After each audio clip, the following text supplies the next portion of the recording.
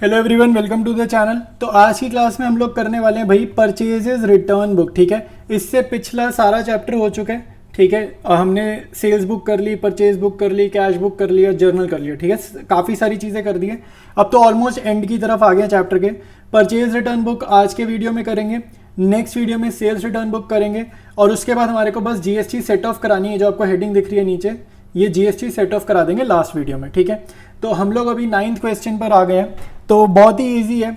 अगर आपको purchase book, sales book समझ आ गई है तो परचेज रिटर्न बुक तो और ज़्यादा आसान लगेगी। ठीक है, इसमें आपको 3 ही ट्रांजैक्शन गिवन है और तीनों ट्रांजैक्शन में ना गुड्स रिटर्न कर रहे हैं। ठीक है, परचेज रिटर्न मतलब हमने पहले खरीदा था, अब हम उसको रिटर्न कर रहे हैं। ठीक है, तो दिक्कत क्या है, दिक्कत या डिफरेंस क्या है? डिफरेंस बेसिकली ये, इसमें ना जीएसटी गिवन है, तो हमें जीएसटी के भी अकाउंट्स या बेसिकली जीएसटी के कॉलम्स प्रिपेयर करने। ठीक है, तो 3 ही ट्रांजैक्शन है, आराम से इसको नोट डाउन करेंगे परचेज रिटर्न बुक में।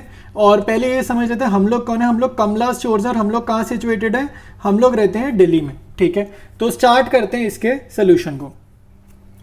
स्टार्ट करेंगे। ठीक है, देखो ऊपर हेडिंग लिखोगे जर्नल वाली, in the books of Kamla stores, journal वाली हेडिंग लिखना, फिर लिखना परचेजेस रिटर्न बुक। फिर देखो बहुत सारे कॉलम बनेंगे, डेट का बनेगा, पर्टिकुलर्स, पर्टिकुलर्स में क्वेश्चन की लैंग्वेज कॉपी पेस्ट करते हैं। फिर यहाँ पे इनवॉइस नंबर नहीं होता, परचेज रिटर्न बुक में होता है डेबिट नोट नंबर। ठीक है, फिर एलएफ का ये दोनों कॉलम खाली छोड़ेंगे। डिटेल्स में सारा काम करना है।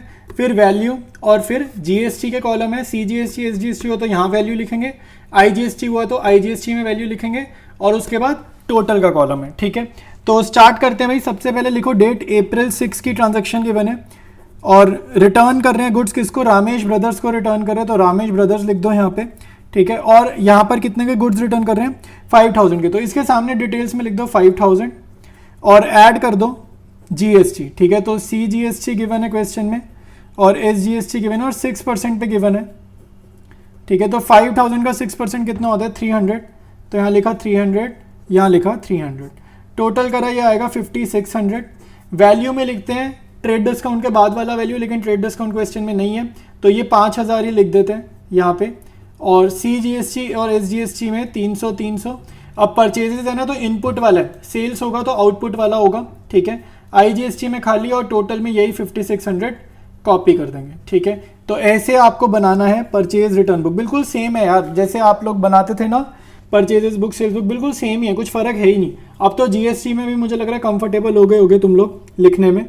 ठीक है, तो अब देखो अप्रैल 6 करा, नेक्स्ट अप्रैल 8 है, तो यहाँ पर पार्टी का नेम गिवन है सोहन ब्रदर्स, तो यहाँ लिखेंगे सोहन ब्रदर्स, और ये लोग हैं मेरठ में, तो ये लोग मेरठ में है। रामेश ब्रदर्स जो थे दिल्ली में थे, तो हम लोग दिल्ली में, तो दिल्ली टू दिल्ली में CGST SGST, Delhi to Meerut, Meerut अलग स्टेट हो गया ना, दिल्ली में नहीं है मेरठ, ये बाहर वाली स्टेट हो गई, तो आईजीएसटी आएगा। ठीक है, इनको 10,000 के गुड्स रिटर्न करें, तो 10,000 यहाँ लिखा। फिर करेंगे ऐड आईजीएसटी, आईजीएसटी में ब्रैकेट में लिखो 12%, 10,000 का जो है 12% कितना हो जाएगा?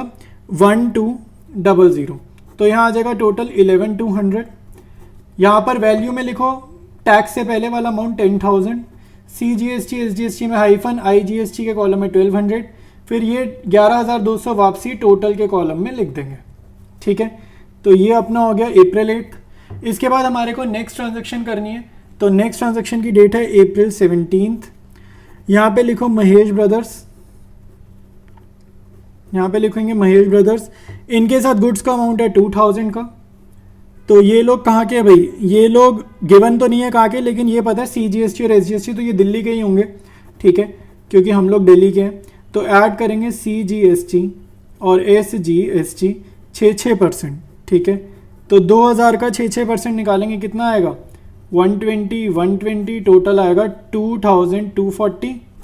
ठीक है, यहाँ पर जीएसटी से पहले वाला अमाउंट लिखेंगे 2000, और सीजीएसटी और एसजीएसटी में 120 लिखेंगे, आईजीएसटी खाली, और ये वाला टोटल वापसी टोटल में लिख देंगे। ठीक है, तो अपना सेल्स बुक अपना परचेजेस रिटर्न बुक जो है वो कंप्लीट हो चुके हैं। इसके बाद क्या करते हैं? टोटलिंग करते हैं। ठीक है, टोटलिंग, तो टोटलिंग कैसे करेंगे भाई? टोटलिंग आपको करनी है लास्ट के ये 2 कॉलम पर्टिकुलर्स के, यहाँ पे लास्ट में ना ऐसे डबल लाइंस बनाना, यहाँ लिखना टोटल, डेट डालना मंथ एंड, तो अप्रैल चल रहा है तो अप्रैल 30th। ठीक है, डेट आएगी यहाँ पे मंथ एंड अप्रैल 30th। इस डिटेल्स का टोटल नहीं करते, वैल्यू का टोटल कर देना, ठीक है। IGST का टोटल करना है, CGST SGST सबका टोटल करना है, CGST का टोटल, SGST का टोटल, IGST का टोटल, और फिर टोटल का टोटल तो करना ही है, ठीक है। टोटल का भी करना है, सिर्फ डिटेल्स का नहीं करना।